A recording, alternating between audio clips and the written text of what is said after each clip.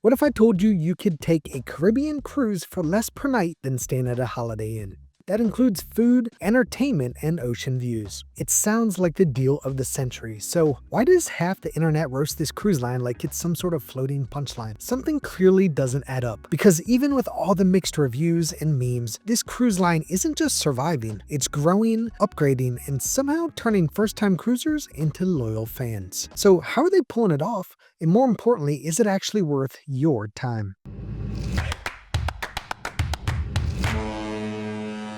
Hey y'all, I'm Evan with Family at Sea, where we help make every cruise unforgettable. Margaritaville at Sea might be the cheapest cruise line in America, but cheap doesn't mean there's not a method to the madness. From $49 fares to free cruises for community heroes, the whole business model seems impossible until you see how it actually works. This video isn't about flaming them or hyping them. It's about understanding how a cruise line this cheap even exists and what it means for the future of cruising. If you're ready, I am. Let's go. So let's start with the obvious question. How is it even possible to go on a cruise that includes food and entertainment for less than the cost of staying at a Holiday Inn? Margaritaville at Sea did not follow the traditional cruise line playbook. Instead of building shiny new megaships from scratch, they started with proven vessels, the Paradise, the Islander, and the soon-to-be Beachcomber. These are all old Costa ships that have been reimagined with a tropical, carefree twist. That strategy slashed upfront costs, allowing them to offer lower fares without needing to fill 5,000-person ships. While their bread and butter has been shorter sailings like the Paradise's 2-night Palm Beach runs and the Islander's 4-night itineraries from Tampa, both ships have started offering longer voyages too, tapping into seasonal demand and testing broader appeal. It's a flexible strategy that lets them stay nimble without being boxed into a single type of traveler. Behind the scenes, the business model is all about simplicity and efficiency. Smaller ships mean fewer moving parts, leaner crews, and lower day-to-day expenses. They also sail from less congested ports like Palm Beach and Tampa, avoiding the high docking fees and logistical chaos of bigger markets. But here's where it gets really interesting. Because Margaritaville at Sea is privately owned and not entering Wall Street, they don't have to chase market share. They just have to make the numbers work. And that means treating the cruise itself like a gateway to everything they upsell you once you're on board. The cabins are cheap, sure, but for most people, that's just the starting point. Want a Margaritaville or even a soda? That's extra. Need Wi-Fi? Also extra. The buffet is included, but it's limited and not exactly memorable, while the dining room is better than expected. If you want a great steak, you're gonna have to pay for it at JWB Steakhouse. And while there's less specialty dining overall, that simplicity actually helps keep costs and complexity down. You can buy everything a la carte, or you can choose from bundled packages like their License to Chill, which stacks together things like priority boarding, steakhouse dining, shore excursion credits, a champagne breakfast, Wi-Fi, and even the drink package. And even spa treatments that are priced to sell are still profitable.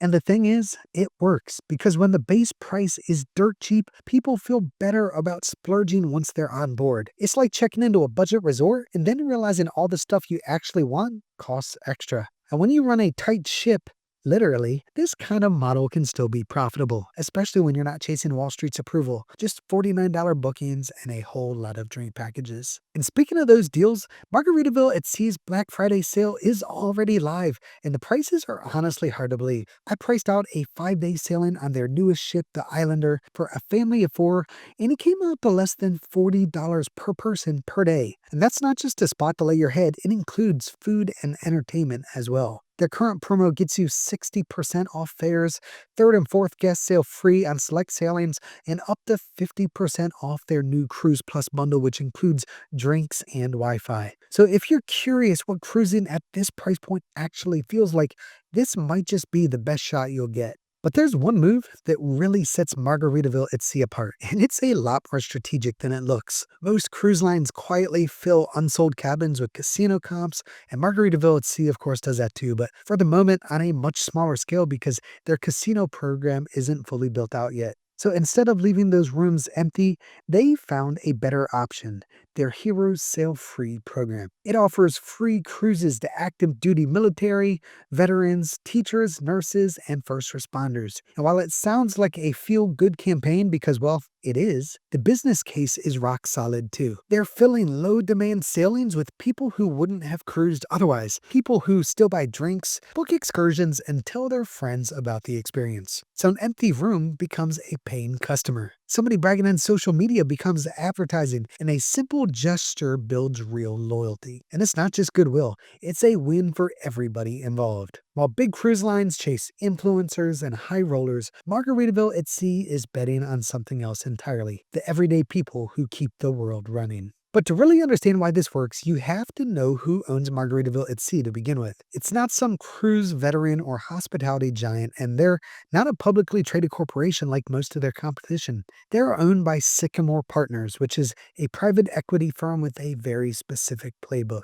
They're not trying to build a legacy cruise empire like MSC. Their model is all about acquiring undervalued brands, tightening operations, leaning into marketing, and selling for a profit once the value's been unlocked. And to see that, you don't have to look any further than Azamara Cruise Line. Azamara is an upscale cruise line with an older fleet of premium ships that focus more on the destination than the ship itself. Sycamore purchased Azamara from Royal Caribbean in 2021 during the height of the pandemic and made some very savvy moves. Instead of building a new fleet from scratch, they refurbished their existing R-Class ships that were originally built for Renaissance cruises in the 90s. And then they added a fourth R-Class ship from Princess because it matched the size, style, and strategy Sycamore had planned. They didn't overextend themselves, they didn't take on shipyard debt or chase flashy technology. They enhanced the onboard experience, leaned into immersive itineraries, and went after a very specific traveler, the kind who doesn't need a skydiving simulator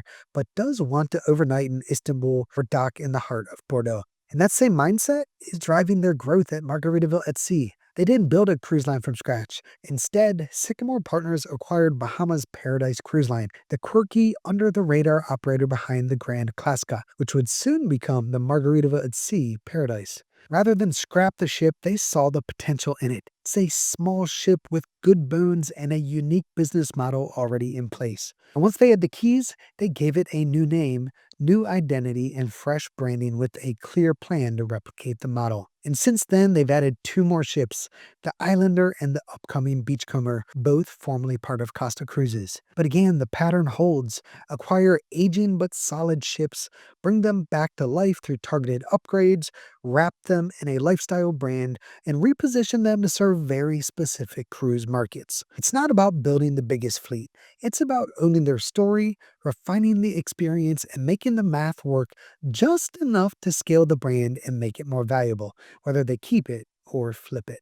So let's ask the question you're all probably thinking. If Margaritaville at Sea costs less than a nice dinner and a movie, what kind of cruise are you actually getting? Because at first glance, it's easy to assume the worst. The ships are older, the cruises are short, and the pricing, honestly, well, it looks like someone forgot a zero. But here's the truth.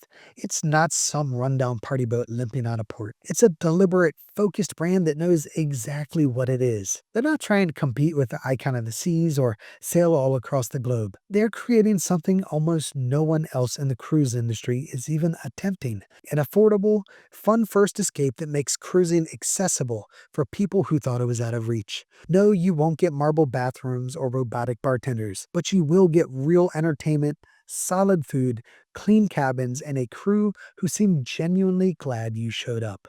And in an industry obsessed with squeezing out every last dollar, that might be the most radical thing of all.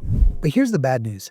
Even after everything I've shown you, it's hard to know what sailing Margaritaville at Sea actually feels like until you've been there. The vibe, the quirks, the moments that make you smile or maybe scratch your head. But the good news, I just got off their newest ship, the Islander, and I broke down every part of it in a full review. So don't stop here. Come hang out with me in the next one where I'll show you exactly what this budget-friendly cruise line gets right, what still needs work, and whether it's the kind of adventure that fits in your style. If you're ready, I am. Let's go.